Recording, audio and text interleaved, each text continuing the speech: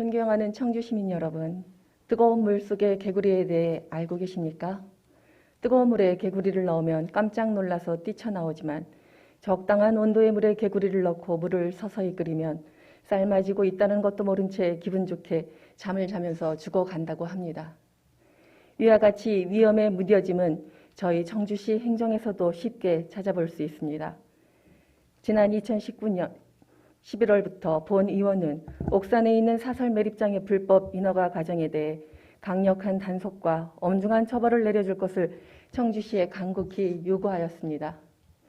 산지 개발하는 과정에서 준수해야 할 산지관리법 위반, 폐기물 처리 시설임에도 불구하고 하수 처리 시설로 허가를 내주는 건축법과 산업입지법 위반 행위, 공원녹지법을 위반하여 청주시의 완충녹지를 무단으로 점거하는 불법 행위, 공간정보관리법을 위반하여 건축물을 가로질러 토지를 분할하는 어처구니 없는 불법 행위, 그리고 수차례 변경 허가 없이 선공사한 불법 행위를 눈감아주는 청주시의 대담성에 경악을 금치 않을 수 없습니다.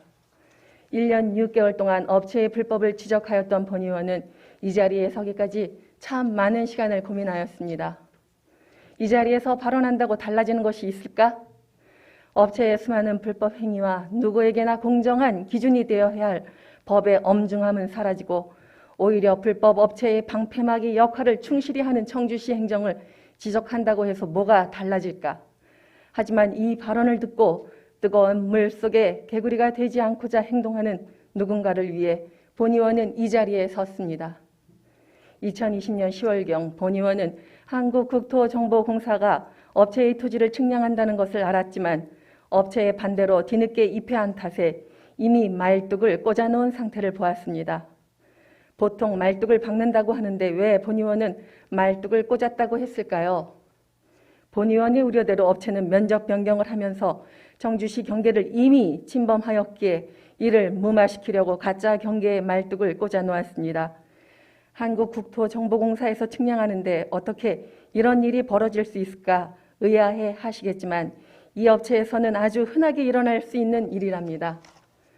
청주시 경계를 침범했는데도 담당 직원은 그 정도 침범해서 업체가 영업이득 본 것이 있느냐라며 오히려 본 의원을 당황케 했습니다.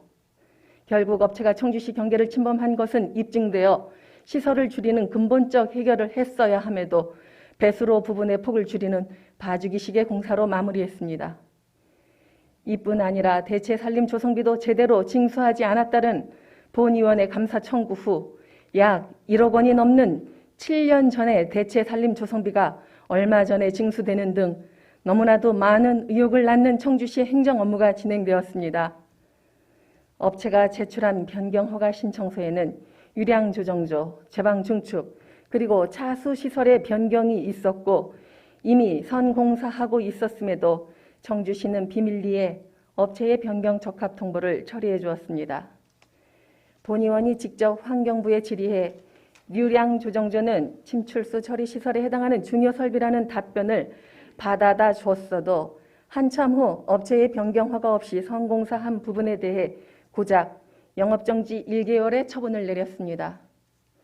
업체는 행정소송으로 대응했고 4월 8일 청주시가 패소하였지만 쉬쉬하며 알리지 않다가 4월 21일 본 의원이 물어서 알게 되었습니다. 그리고 이제껏 어떤 언론에도 이 사실은 보도되지 않고 있습니다.